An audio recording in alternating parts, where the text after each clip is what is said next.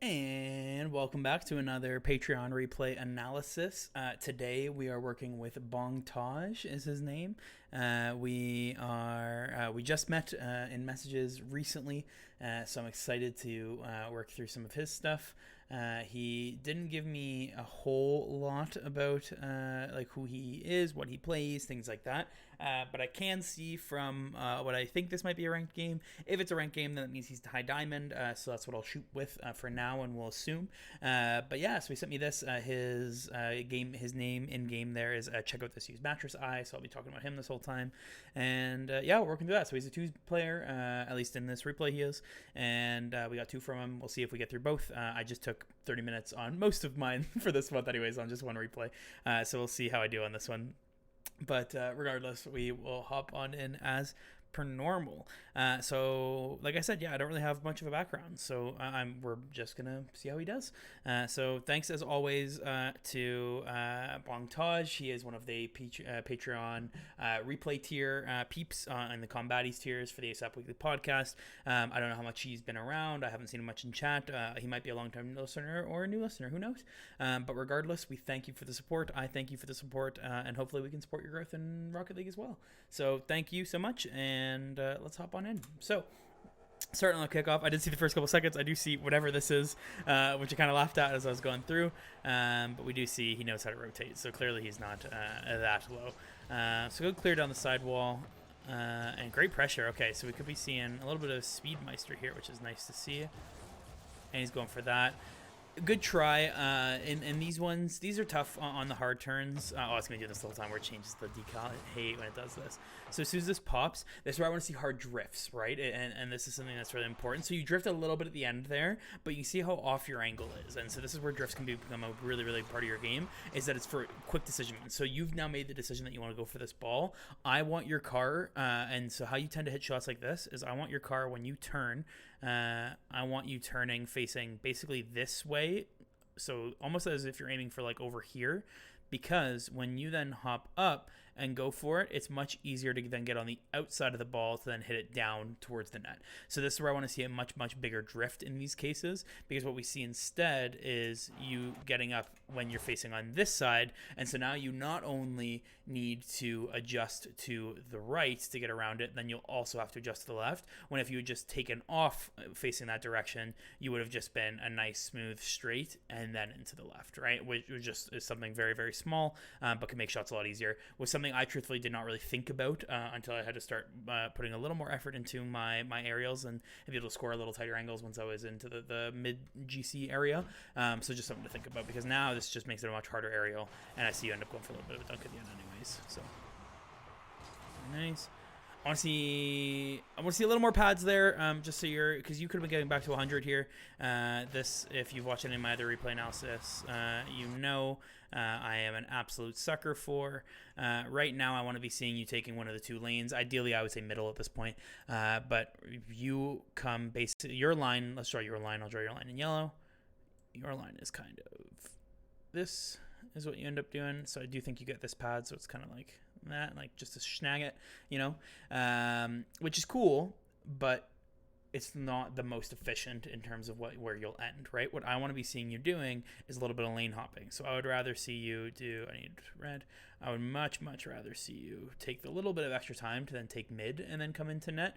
Or if we, let's say, don't know what your teammate does, maybe take to the outside and take around and get all those pads. But there are other options. And then worst case, if you are feeling rushed and you need to get back, great. So then you're just taking this, and then I want to see a much bigger loop towards the end, because you do end up having the time to do so. And the reason, I've talked about this on other analyses as well. I'll delete this and go closer to the net. And the reason I really like doing this, if we just press play and come downfield with you here. The reason I really, really through and through say that your route should be like this is because the nice part about this is by doing this little semicircle loop, you're always creating a lane for yourself to cut when necessary. Does your teammate lose possession here while you're like here in the rotation? Great, you're just going to cut in like that. Does he win beautifully and take it out the wall, and now you're working out this way? Great, now you can cut out this way and take the boost pads as you're going. Does it just kind of 50 and there's no rushing, there's no panic, no nothing?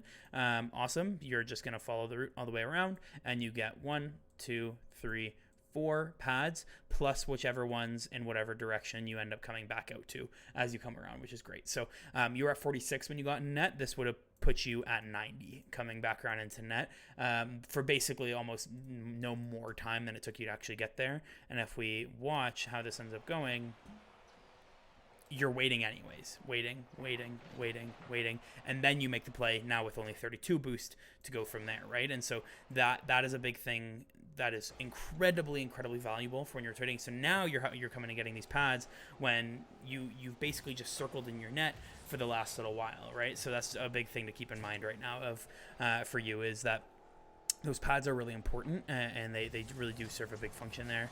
Great save from the goalie, good rush from you. Nice try. I think you're trying to take the body there. I would have told you to anyways, so great job and great turn. Good job. You look like a two's main. And good bump as well. I want to see you up on the wall.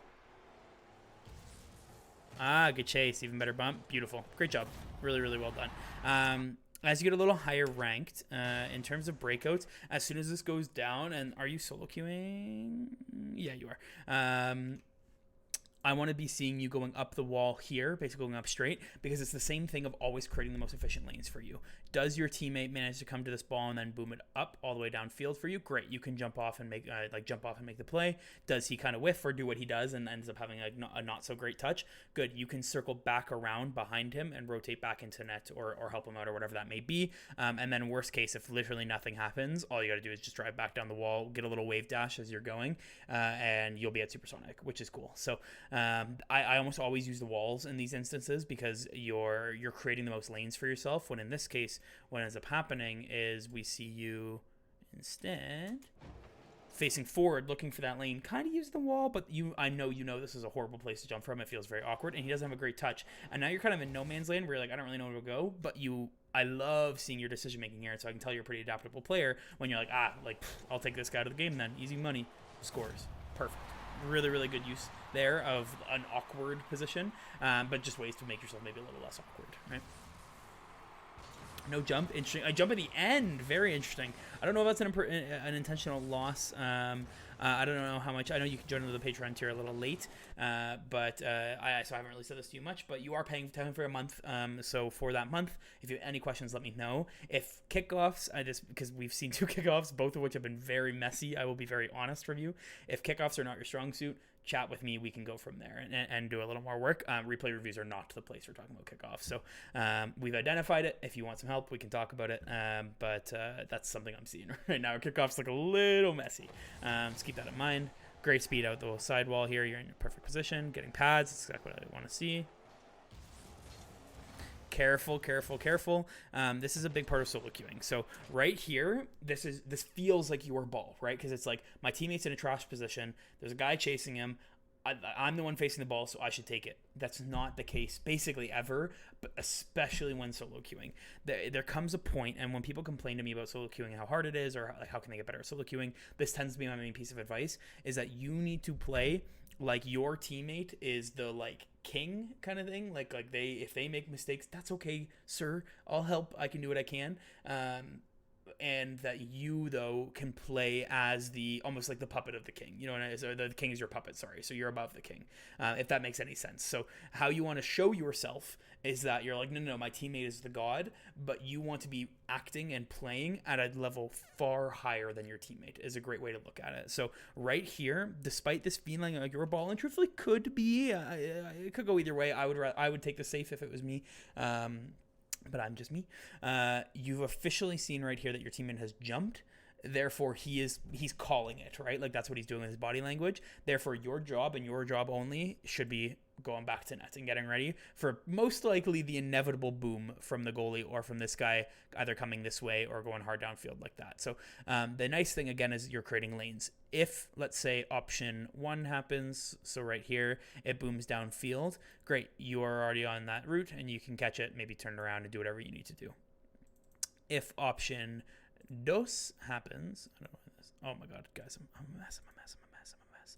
If option 2 happens, you can simply just loop back around, catch it, and bring it back on net. So you're creating a much better play for yourself, all while letting your teammate feel like he's the king or god or whatever he needs to be, right? While you're interacting at a much better level, and are able to make whatever play that you think is necessary without double committing. Because what ends up happening here is he goes for this kind of outwardly touch, and now you go for a hit, and now you're both in deep, and you're both having to rotate out very quick. And unfortunately, you miss the boost in that panic, and then you make a great save. Next in twos. Right now, again, you feel like this is your ball. Actively, you feel like this is your ball because you're like, it's just me and the ball. I see both opponents. I'm good. What does your teammate see? Let's take a little peek. He also sees a very juicy ball that he thinks he should be able to take. If we are playing in this mentality of like, that's my king, but like I'm his puppeteer, you can do one of two things here. You let him take the ball, which I don't think is a great option right now because you just have a better touch, or you set him up with that ball. So in this case, right now, and this is just also just being a good teammate, you see not one, but 2 blue defenders and a wide open net over here, which is great. And I don't know if you were going for the boom here because you kind of shoot off into this area. Maybe you just didn't get a great touch.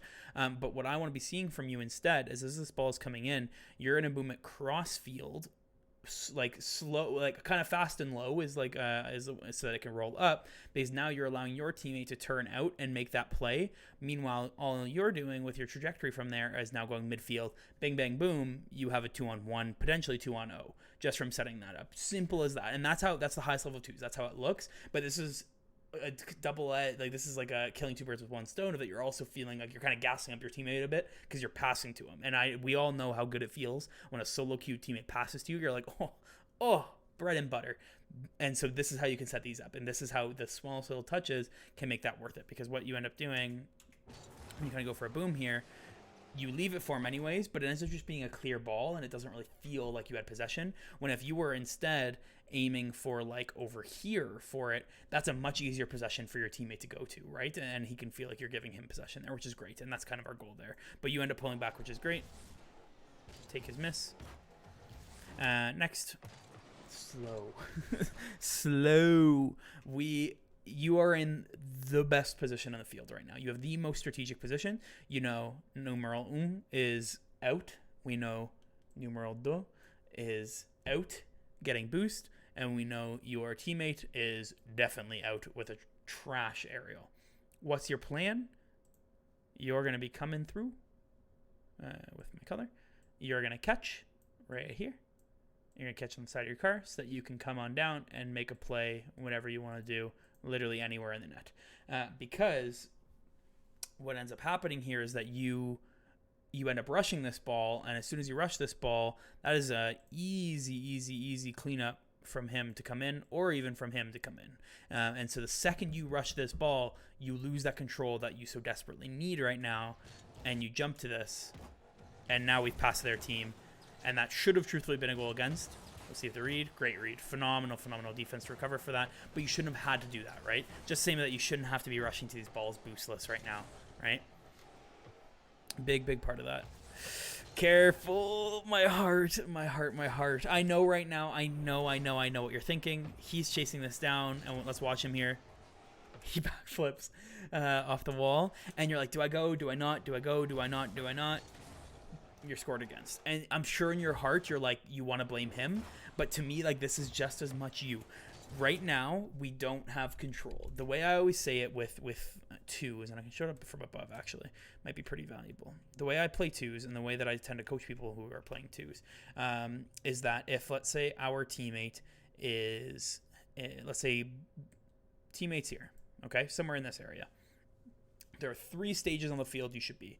You should be either in 1, you should be in 2, or you should be in 3, okay? The higher the number, the less likely that you will be doing this. Most often, you should be in number 1, where you are right now, and you should stay there. You should not be moving up in this play, because the way we determine what we want to do here is based on control.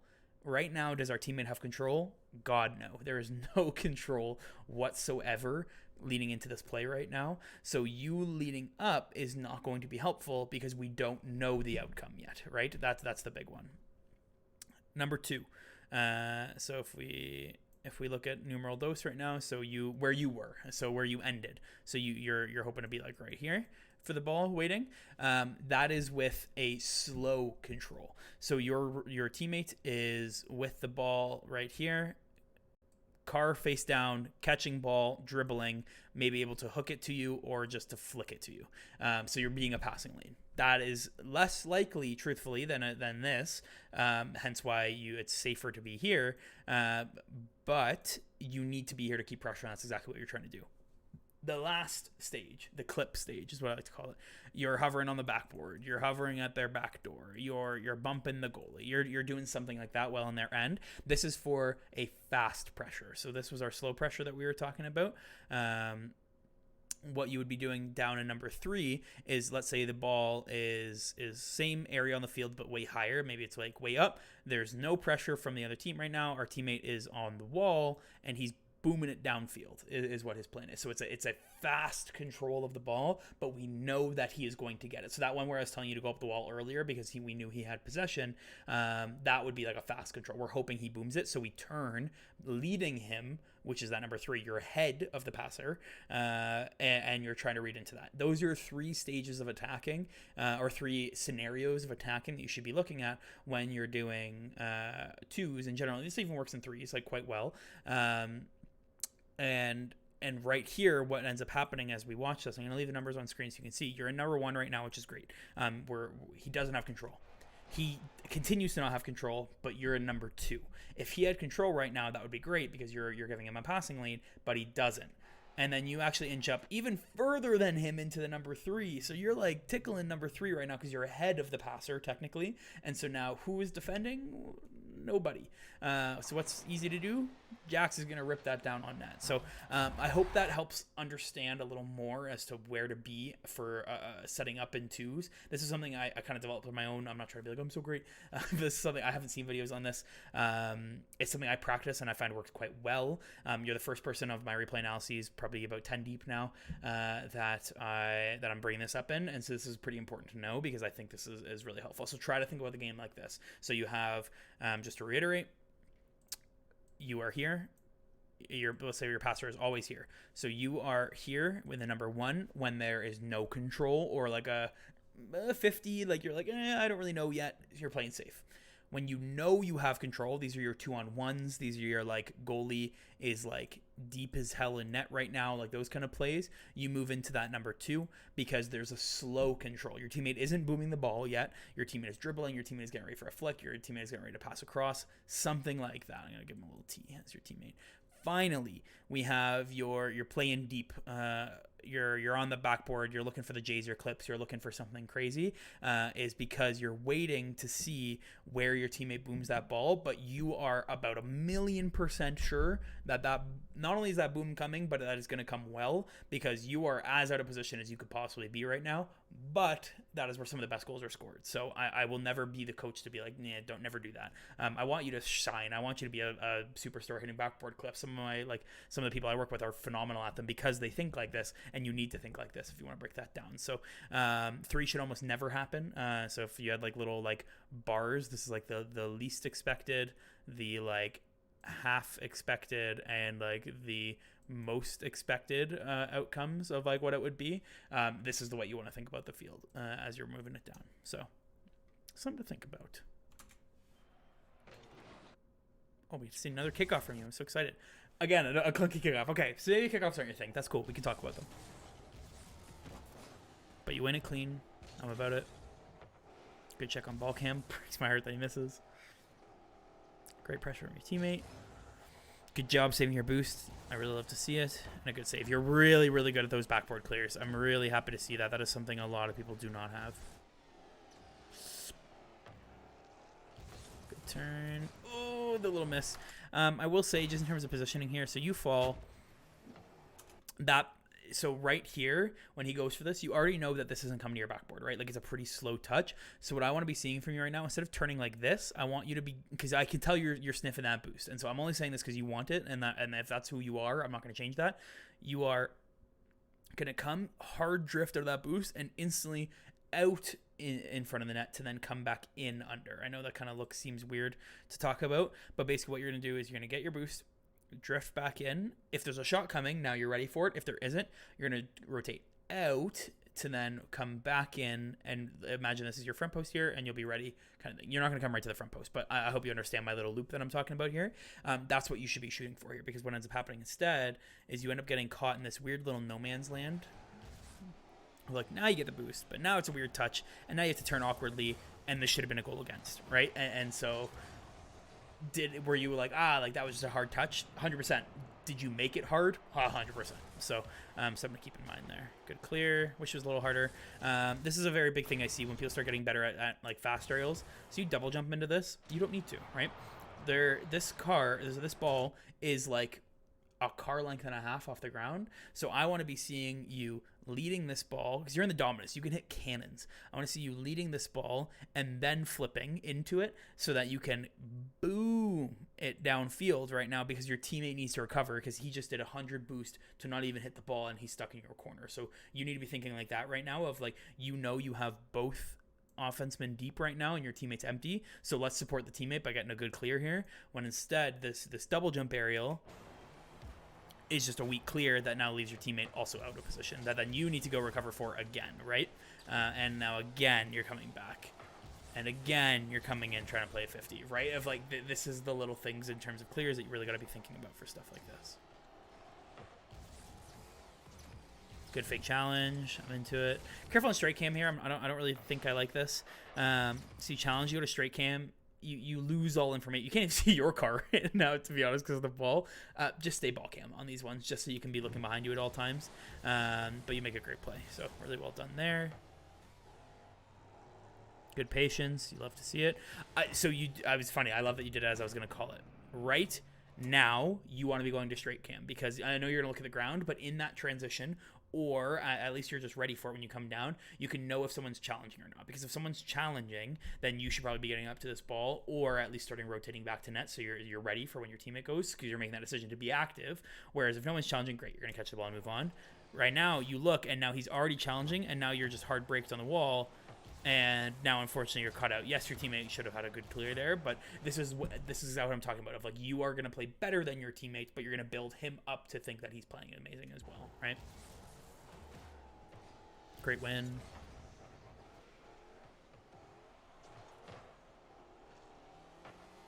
Good look on the pass across from your teammate, and good positioning from you. Eat it up. See how you're throwing it away right now? Like, we're not getting touches. I see that you're trying to shoot here. I know that's exactly what's going on, but you don't need to. Like, you seem to be a high enough rank that like players are going to stop those if they're close enough, right? Like, this Jax is well in position to make the save here. So I want to be seeing you play the possession instead, right? You know that you currently have an attacker coming cross field, probably going to jump to try to beat you, and you know you have someone covering the net. So basically everything like here is covered right now. So what is the point in hitting it there? Absolutely nothing. Let's instead jump to this side of the ball to side flip into it to bring it up the wall, because then your momentum is going to stay with the ball, and then you can continue to make the play rather than passing it back, right? And these are these kind of a bit smarter plays you can make to hold possession, when instead we just end up booming the ball right back to them, right? Sorry, we were definitely only getting through one replay. But then just breaking this down, you try for the challenge, that's okay. Bad bump, but and the old teammate gets beat. So just something to think though, right? Of like, you took yourself out of that play just by shooting when you didn't need to, right? And it's really, really something you got to keep in mind when you're looking at stuff like this.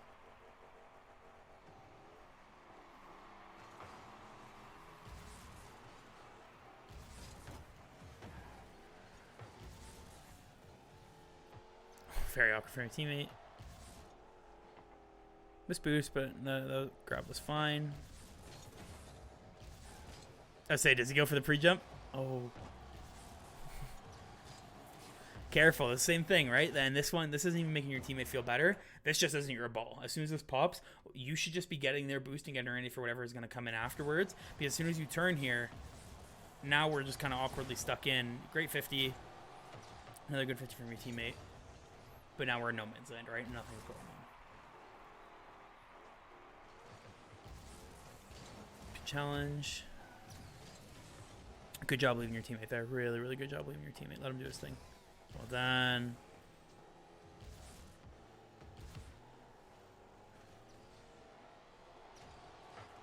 Ooh, big challenge. Big 50 win. Great win. Beautiful. Great job. Put yourself right back in it. You'll have to see it. A lot of positives towards the end. Looking much better towards the end. And the kickoff kind of just rubs me the wrong way. And unfortunately does give the possession and teammate isn't there. Unfortunate. Definitely your teammate should have had the clear there, but it's just those kickoffs are tough for sure. I'm sure even for him they're hard to read. So it's something to keep in mind right now. Kickoffs might be a big mechanical point, I'd say, for you to be checking in on. Oh, good 50 from Jax. Good job. Hope my teammate plays cutoff, and he does. Beautiful. See what I mean? This is not what you can do, right? This is not what it is. And I'm sure you're not happy with your teammate right now. Like, I guarantee, because of some of the whiffs that have happened. But you got to support your teammate here, right? Let him do whatever touch he's going to do and then go, right? Let it be unexpected. He pops this, and now you could have actually had perfect possession if you were just hovering where you were under behind him. But now, easy run the other way for this team. Luckily, a missed shot. And a bit of a panic jump, but a good 50.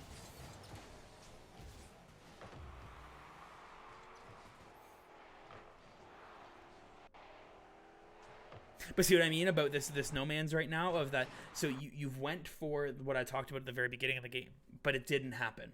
It's so easy just to want to wait again. Let's just boom it. But by this point, it's not going to happen, right? Because he not only has to catch up to the ball, but then he has to take a good hit to then add speed. So the pass isn't going to happen. Make yourself more useful, right? Turn back, become more part of the play. You're in the 3 right now when he is not even close to the 2.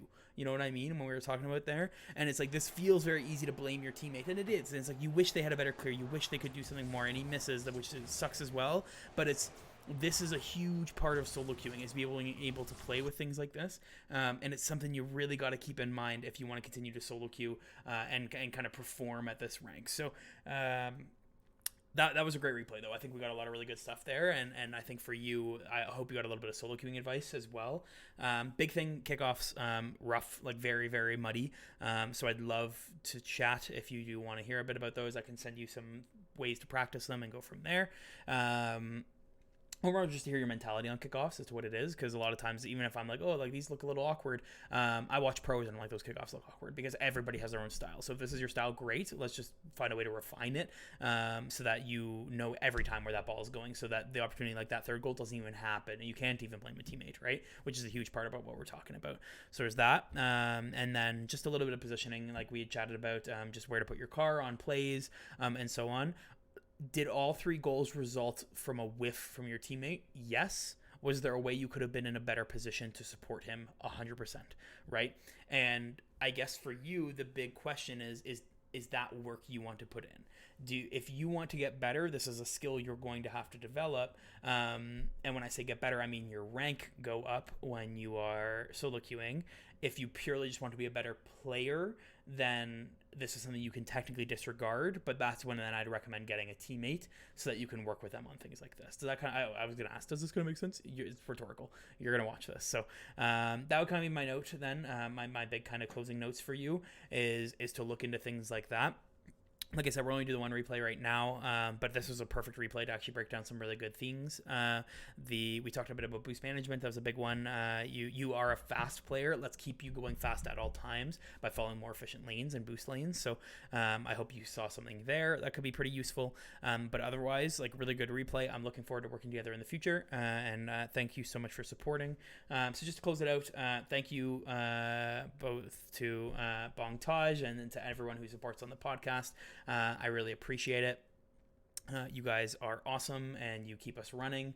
You keep me running. I've taken a break from streaming, at least at the time of posting this video, but this still keeps me going, and it's a lot of fun. It has a little bit of income, which is great. So I really appreciate it. If anyone else is curious, my links are in the description for the Discord to chat with me. So I recommend checking those out. And then if you are curious about the Patreon, just bring it up in the Discord or in the comments, and I can send you some links. So We are currently completely full as again at the time of releasing this video, but we are thinking about adding some more spots in for coaching in the future. So thank you again to everyone who has taken part or is curious. Thank you to BongTage for sending in this replay. I hope you've taken a bit from it, and I really appreciate you sending it over. I love your username. The check out this used mattress I scored whenever he scores a goal. I think that's hilarious. But yeah, thank you so much. Thank you to everyone, and that'll be it. Peace.